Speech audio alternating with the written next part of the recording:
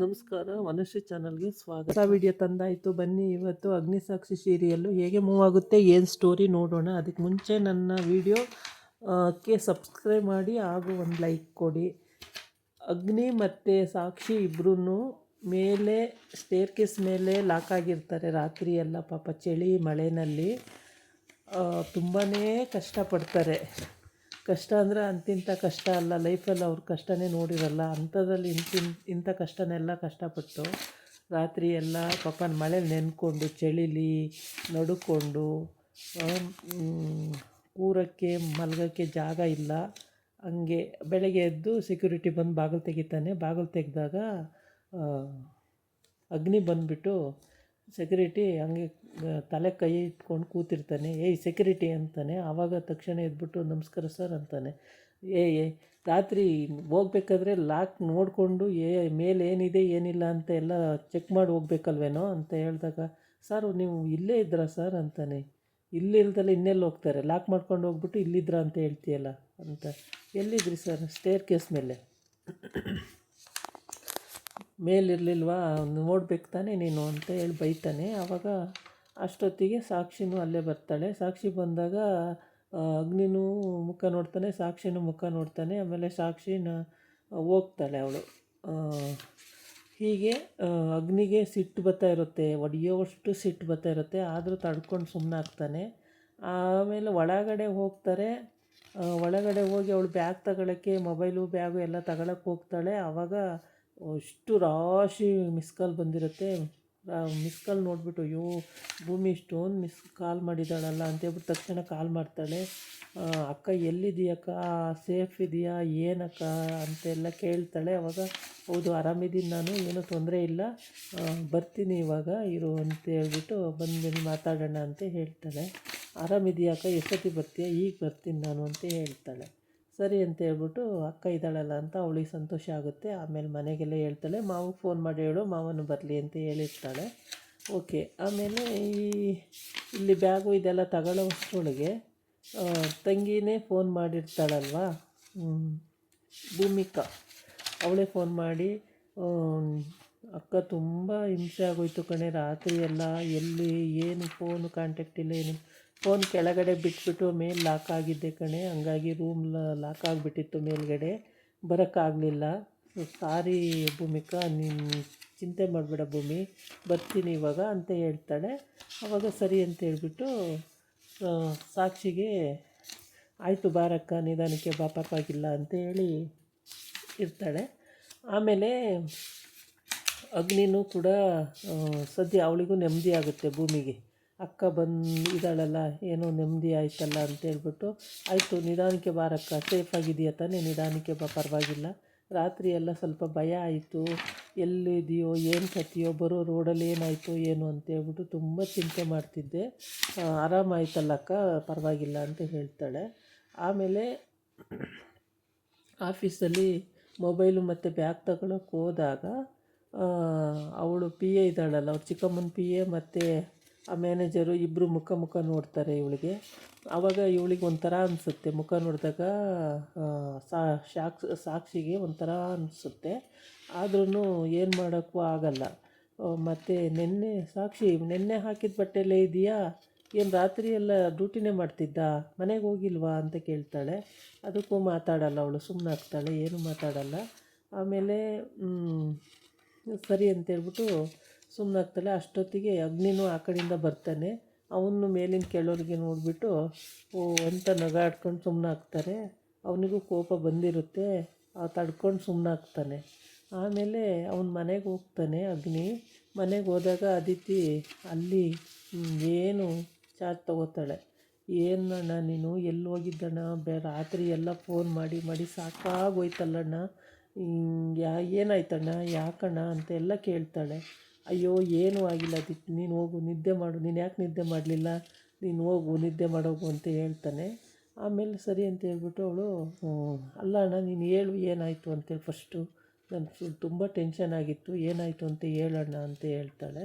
ಆಮೇಲೆ ಸರಿ ಅಂತ ಹೇಳ್ಬಿಟ್ಟು ಅವನು ಹೇಳ್ತಾನೆ, ಹಿಂಗೆ ಎಲ್ಲ ಬಿಡಿಸಿ ಹೇಳ್ತಾನೆ, ಹಿಂಗಾಯಿತು ರಾತ್ರಿ ಈ ಥರ ಮಳೆ ಜೋರು, ಆಮೇಲೆ ಹಿಂಗಿಬ್ಬರೇ ಸಿಕ್ಕಾಕೊಂಡಿದ್ದು, ಇವಳಿಗೂ ನೀನು ಫೋನ್ ಮಾಡಿದೆ ಅಂತೇಳಿ ನನಗೆ ಹೇಳೋಕ್ಕೆ ಅಂತ ಬಂದು ಇವಳು ಕೆಳಗಡೆ ಫೋನ್ ಬಿಟ್ಟು ಬಂದುಬಿಟ್ಟಿದ್ಲು ಸಾಕ್ಷಿ.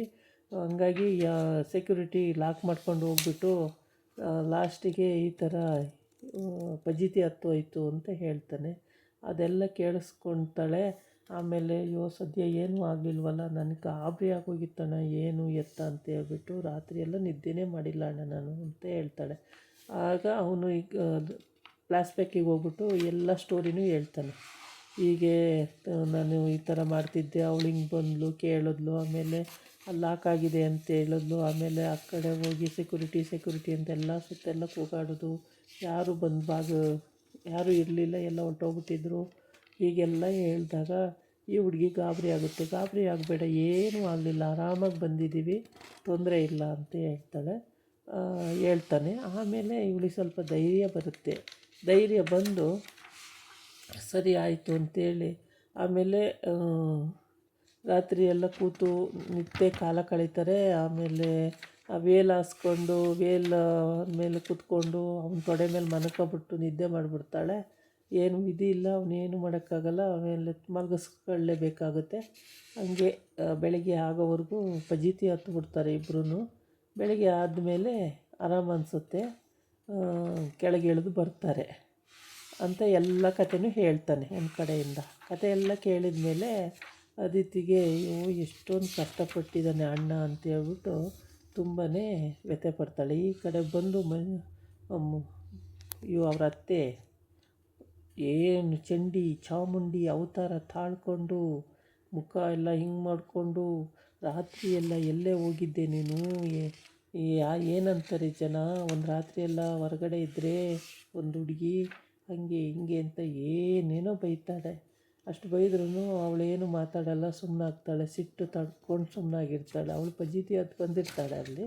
ಇವರು ಈ ಥರ ಆಡಿದ್ರೆ ಸಿಕ್ಕಾಬಟ್ಟೆ ಸಿಟ್ಟು ಬರುತ್ತೆ. ಫಜೀತಿ ಹತ್ತಿದ್ದಾರೆ ಮತ್ತು ರಾತ್ರಿ ಎಲ್ಲ ಅಂಥದ್ರಲ್ಲಿ. ಆಮೇಲೆ ತಂಗಿಗೆ ಸಿಟ್ಟು ಬರುತ್ತೆ, ನಮ್ಮ ಅಕ್ಕ ಅಷ್ಟೊಂದು ಕಷ್ಟಪಟ್ಟು ಬಂದಿದ್ದಾಳೆ, ಇಲ್ಲಿ ಬೇರೆ ಇವ್ರ ಕಿರಿಕ್ ಮಾತುಗಳು ಬೇರೆ ಅಂತೇಳಿ ರೇಗ್ತಾಳೆ.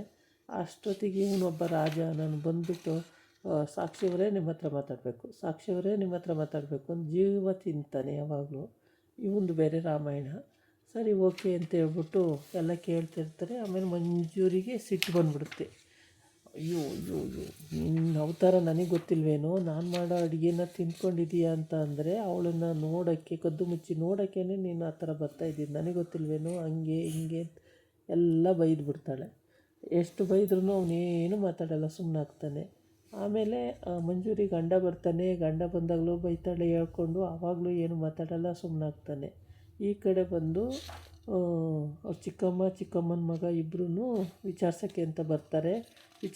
ಬರೋದು ಬ್ರೋ ಇಡೀ ರಾತ್ರಿ ಎಲ್ಲ ಅಲ್ಲೇ ಇದ್ರಾ ಬ್ರೋ, ಇಬ್ಬರೂ ಇದ್ರಾ ಬ್ರೋ ಅಂತಾನೆ. ಆವಾಗ ಅವ್ರ ಚಿಕ್ಕಮ್ಮ ಬಾಯಿ ಮೇಲೆ ಕೈ ಇಟ್ಬಿಟ್ಟು ಸುಮ್ಮನಿರು ಅಂತ ಹೇಳ್ತಾಳೆ. ಸುಮ್ಮನಿರು ಅಂತ ಹೇಳ್ದಲ್ಲೋ ಅವ್ನು ಸುಮ್ಮನಿರ್ತಾ ಇಲ್ಲ, ಮಾತಿಗೆ ಎಳಿತಲ್ಲೇ ಇರ್ತಾನೆ. ಅಗ್ನಿಗೆ ಸಿಟ್ಟು ಬರ್ತಾ ಇರುತ್ತೆ. ಈ ಕಡೆ ಅವ್ರ ಚಿಕ್ಕಮ್ಮ ಅಂತೂ ಅವ್ರ ಅತ್ತೆ ಅಂತೂ ಏನು ರವರುದ್ರಿ ಅವತಾರ ತಾಳ್ಕೊಂಡು ಬಾಯಿಗೆ ಬಂದಂಗೆಲ್ಲ ಬೈಕೊಂಡು ರಂಪಾಟ ಮಾಡ್ತಾಳೆ. ಅಷ್ಟು ರಂಪಾಟ ಮಾಡಿದ್ರೂ ಭೂಮಿ